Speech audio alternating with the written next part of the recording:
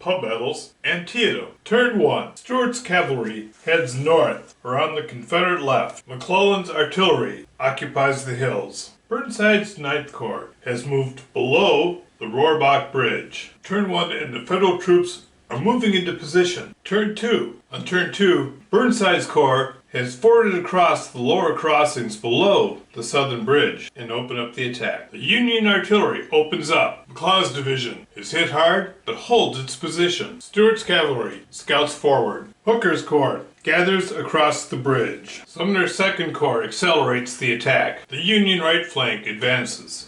Longstreet's corps reacts to northern aggression. On Longstreet's extreme right, they fight at the ford. The southern troops fall back, with the detachment covering the retreat, and the Federals lose some green troops pushing across the ford. At this point, they have not been able to secure a crossing. Turn 3 and Franklin's 6th Corps will be coming aboard. Franklin's 6th Corps arrives, and McClellan advises him to go swing around to the north. McClellan moves the artillery forward. Mansfield's 12th Corps assails the West Woods. Jackson's 2nd Corps counterattacks in the West Woods. Sumner drives hard into Longstreet's corps. Longstreet strengthens his line and prepares for the attack. Porter's 5th Corps drives forward. Burnside's 9th Corps falls hard on Longstreet's right. In the center, Hooker drives hard into Sharpsburg, and Doubleday's division, with the 1st Minnesota, swings through the hole in the southern line. Turn 3 combat, and it's all along the entire line. Sturgis' division is driven back with heavy losses, but McLeod's division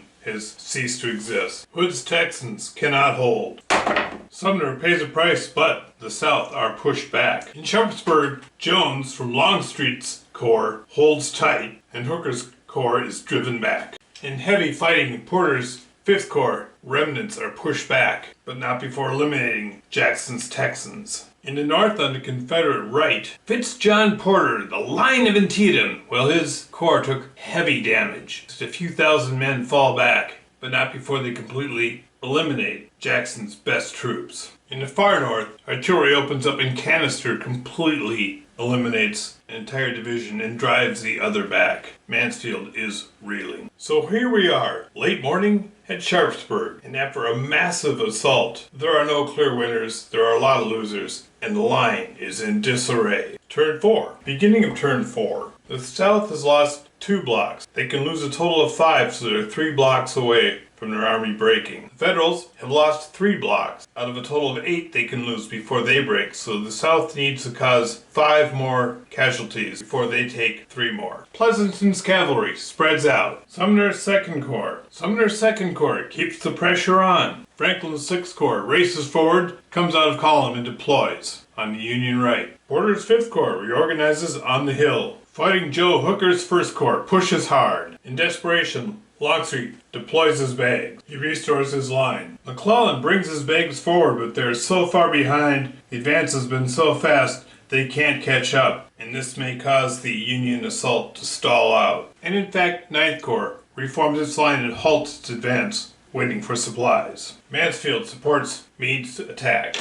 Jackson pulls back, and Stuart's cav opens up a flank attack on Doubleday. Turn 4, there's 1 combat. Combat turn 4 right here in the center. A swirling attack. Doubleday is spent, but holding the ground. Turn 5. The South needs some good news, and the good news is A.P. Hill's division arrives this turn. Franklin's 6th Corps keeps the pressure on in the north.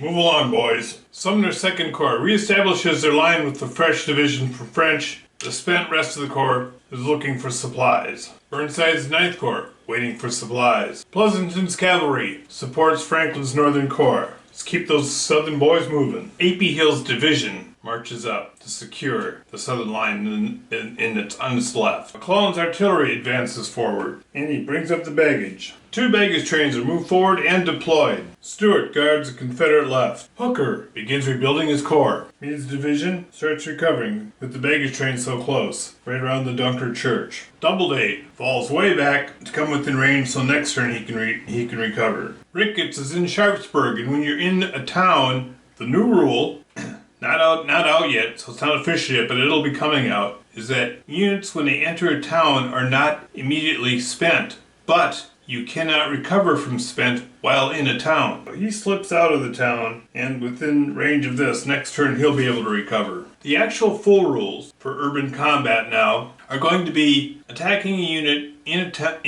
a town, in buildings, gives you a -1. So there's protection if you're in a town. Unless you're being shelled, because everyone had howitzers, and their howitzers were used for units in buildings. So against normal infantry combat, you have -1 in a town. You cannot recover from spent while in a town. Fitz John Porter's troops, 5th Corps, they recover. Mansfield's 12th Corps, they recover. Hood's Texans defend the precious baggage. Some units recover. At this point, being able to recover is important for the South because if you're spent, you're that much closer to being eliminated, and they don't want to have units eliminated. Turn 5, there is no combat. Turn 6, Franklin's 6th Corps drives forward. Jackson's 2nd Corps condenses its line and falls back. Stewart's cavalry pulls in behind the line. Pleasanton's cavalry keeps pushing him along. Sumner's 2nd Corps spends another turn recovering. Longstreet launches a brave counterattack in the south. Fitz John Porter, tanned and rested, moves his troops forward. Union artillery opens up. A.P. Hill's boys are driven back. Burnside's 9th Corps falls back. Burnside falls back from the woods, covers the baggage, as the other division retreats back across the ford they fought so dearly for.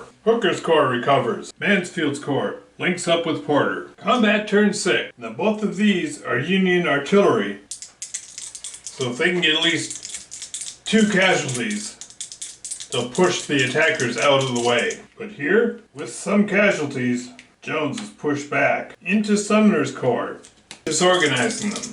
Although the artillery is pushed out of the way, Jones' division has to fall back. Heavy combat, both sides fall back. Turn 7. Fitz John Porter, the Lion of Antietam, sends his troops forward. Desperate times call for desperate measures. Sumner sends French's division over the hill towards the baggage. Burnside would love to rebuild his corps, but he's going to attack. This artillery recovers. This artillery moves forward to harass the Confederates. At this point, the South is running the clock out. Stuart would like to take some cheap shots if he could, but Pleasanton hasn't moved yet. So, in realistic terms, Stuart can't get a read on where Pleasanton's coming from. Can't get an edge, so he holds. Longstreet. Lots of Southern units recover. Anderson can't because he's busy defending the baggage. Franklin's 6th Corps, again, helping the South move along. Pleasanton, also encouraging the South to move along. Hooker's 1st Corps, they move forward but they can't actually reach the South. Porter's 12th Corps backs up the artillery. Turn 7 combat, we see some units down south here. The South gets to choose the order of combat. The South will have this unit and this unit do their fight first. This is just a detachment, but they want to see if they can maybe push Sturgis away. And they do. Sturgis can't escape anywhere, so detachment eliminates a spent division, though they themselves are pretty much wiped out too. Last combat is Walker's division. Now he's being flanked, so all he's going to want to do is survive the first round and get out of there. He eliminates Wilcox, but he also is pushed away. And this combat, right in front of the baggage train. Alright, an intense finish this is going to be, because here you see the exposed baggage. If the 9th, the 1st, or the 2nd Corps, or the 5th Corps, it's a race to see who gets drawn first and can move in there. The Northern Cavalry is way up here. They're holding at this point. Union baggage and artillery. Well, artillery can't move to contact, so they couldn't do anything. 12th Corps. 12th Corps is not within range, but they can attack the 2nd Corps, but they will engage with Jackson's Corps. And Jackson's 2nd Corps is drawn. Race is over and inserts himself there. Are there any other 2nd Corps units around? A.P. Hill will attack Sedgwick. Dick Ewell's boys will deal with Mansfield. 2nd Corps. Sedgwick turns. He can move 2/3. We'll get him to here. Cavalry. He's hoping to get Stuart back to cover the bags, but he cannot. And this is the one I was worried about. Burnside's 9th Corps. You have Rodman's division. Turns and contacts the southern bag. At this point, the Southern Army is broken. We'll finish out the turn. It goes to the end of the turn. So if the South actually manages to destroy 3 more northern divisions, the bags won't matter. Actually, this is some interesting decision making. If the bags get sacked, the North will triple their damage points. But I just do Longstreet's Corps. So they're going to pack up their bags, move them out. That means the North only doubles their victory. Now this can be close because if the South can actually cause enough damage and they can break the Northern Army, they'll multiply their points times 4 and they'll win. Let's see how this goes. So they broke up their baggage. Walker will attack Sedgwick. Rodman's already moved. He's going to get eliminated there unless he does some amazing dice rolls. Flank attack here. There is enough room for them to attack there. But you know what? They're going to hold right like that. Everyone in the South has moved. Both Corps and the cavalry have moved. 5th Corps. Where did he go? Here he is. It's John Porter, Lion of Antietam. 6th Corps, Franklin, backs up the attack. And 1st Corps. Now 1st Corps would like to break up this flank attack, but they can't because this combat here keeps them from, they can't get at them. They're trying to look ferocious. Final combat, let's see how this goes. North does 2 and eliminates that one. South does 1, and that's 2 on a green unit. They're broke. Now the North has lost 6 divisions, South has lost 3. Either one gets 2 more, it's all over. Well here, they do none, South does 2, there's 7. 1 more Union loss, it's all over. Here we have a flank attack. Yep, French is destroyed. So there you have it, 8. Let's see what other points we get here.